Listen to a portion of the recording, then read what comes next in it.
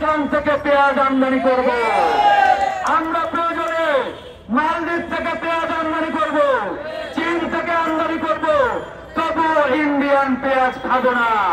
ভারতে বাংলাদেশ হাই কমিশনে উগ্রবাদী সন্ত্রাসী ভারতীয় আরএসএস এর যে সশস্ত্র হামলা এবং বাংলাদেশের জাতীয় পতাকাকে অবমাননা করা হয়েছে, তারই প্রতিবাদে আজকের এই গণ অধিকার পরিষদের বিক্ষোভ সমাবেশ। এই বিক্ষোভ সমাবেশে যারা বক্তব্য রেখেছেন সকলকে ধন্যবাদ জানাচ্ছি। আজকে সারা বাংলাদেশে টেকনাফ থেকে তেতুলিয়া, রূপসা থেকে পাতুরিয়া 56,000 বর্গ মাইল এলাকায় আওয়াজ উঠেছে, দিল্লি না ঢাকা, ঢাকা ঢাকা। আজকে আমরা এটা বলতে চাই, ভারত পৃথিবীর এমন একটি দেশ যার প্রতিবেশী কোন দেশের সাথে সম্পর্ক ভালো নেই। ভারতের পাশে নেপাল ছোট্ট একটি দেশ, যে দেশের জনসংখ্যা খুব অল্প, সেখানে প্রায় 80% জনসংখ্যার 80% হিন্দু, তারাও ভারতীয় এই উগ্রবাদী দেশটিকে লাল কার্ড দেখে বিতাড়িত করেছে। তার পাশে আরেকটি দেশ ভুটান, মাত্র 56,000 বর্গ কিলোমিটার এলাকার ছোট্ট একটি দেশ।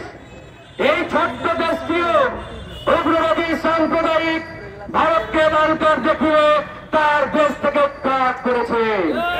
সেখানে আমরা বলতে চাই, বাংলাদেশ 1,47,000 বর্গ কিলোমিটার এলাকার একটি দেশ, 20 কোটি জনগণের এই বাংলাদেশ, হাজী শরীয়তুল্লাহর এই বাংলাদেশ, শহীদ তিতুমিরের এই বাংলাদেশ, শহীদ আবু সাইদের এই বাংলাদেশ।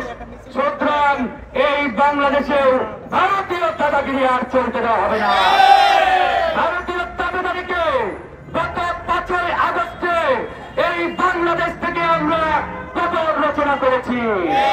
প্রিয় বন্ধুগণ, গতকালকে ভারত যেটি করেছে এটি পরিষ্কার ভাবে যুদ্ধ ঘোষণার সামিল। পৃথিবীর কোন দেশে কিংবা কোন দেশ তার দেশের অভ্যন্তরে কোন হাই কমিশন কিংবা দূতাবাসে এরকম সশস্ত্র আক্রমণ চালাতে পারে না।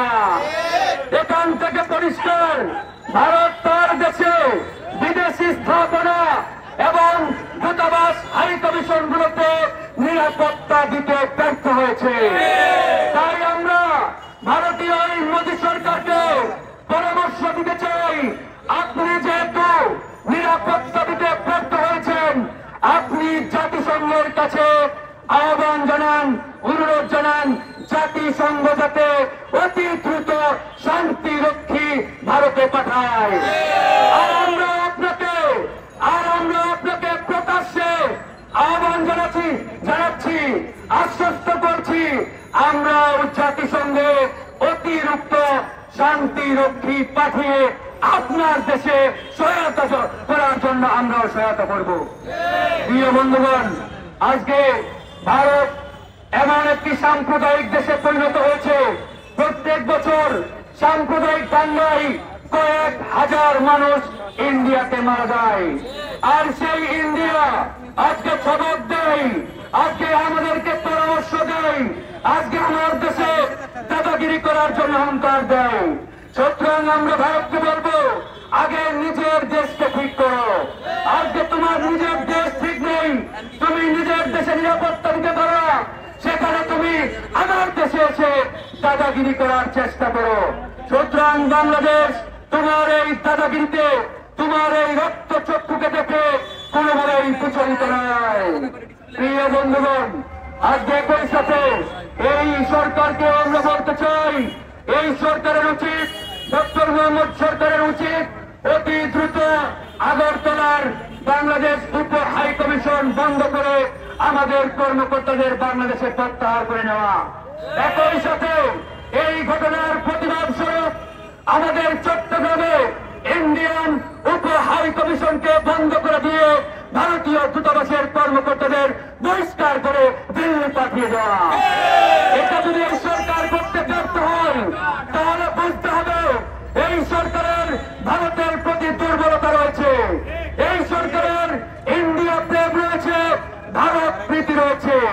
এদেশের জনগণ ইন্ডিয়াকে লাল কার্ড দেখিয়ে দিয়েছে, ইন্ডিয়ার প্রতি আমাদের কোনো প্রেম নেই, ভারতের প্রতি আমাদের কোনো নেই।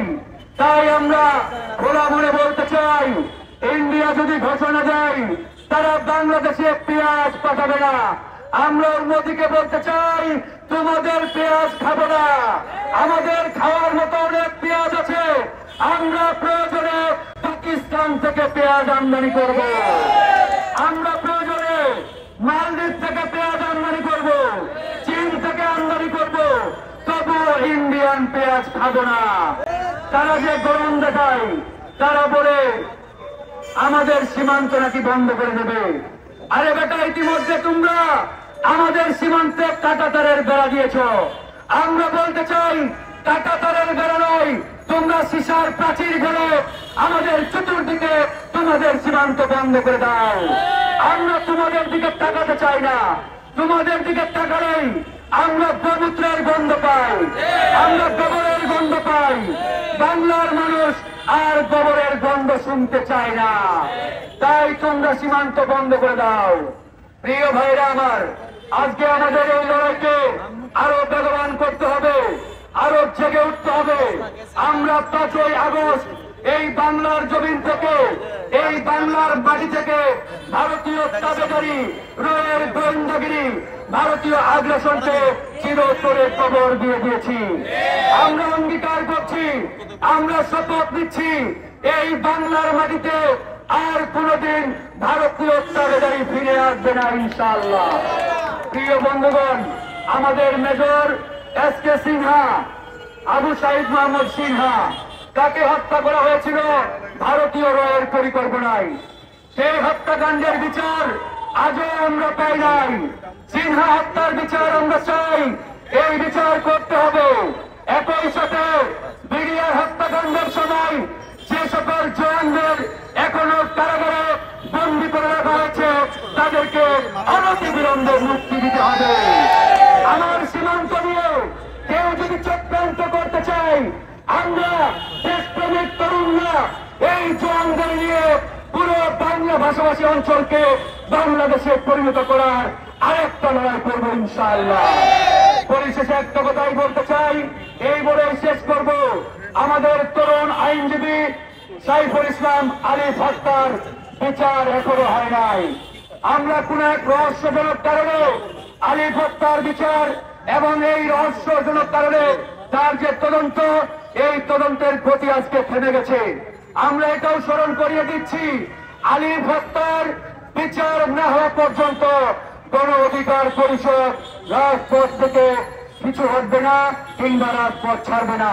তাই অনতিবিলম্বে এই সরকারকে আলিফ হত্যার দ্রুত বিচার এবং সিনহা সহ বিগত যতটি বিচার বহির্ভূত হত্যাকাণ্ড হয়েছে তার সবগুলো বিচার সম্পূর্ণের আমরা আহ্বান জানাচ্ছি। ভাই, এখানেই শেষ করব। আর একটি আহ্বান, আমাদের 18 থেকে 30 বছরের প্রত্যেকটি নাগরিকের জন্য 1 বছরের সামরিক প্রশিক্ষণ বাধ্যতামূলক করতে হবে। এটা আমরা লিখিতভাবে ডক্টর মোহাম্মদ ইউনূসকে দিয়েছি এবং এটা বলেছি, এদেশের সার্বভৌমত্বকে টিকিয়ে রাখার জন্য এর কোনো বিকল্প নেই। সামরিক প্রশিক্ষণ দিয়ে বাংলাদেশের প্রত্যেকটি নাগরিককে এক একটি যোদ্ধা হিসেবে গড়ে তুলতে হবে। ধন্যবাদ। ইনকিলাব জিন্দাবাদ।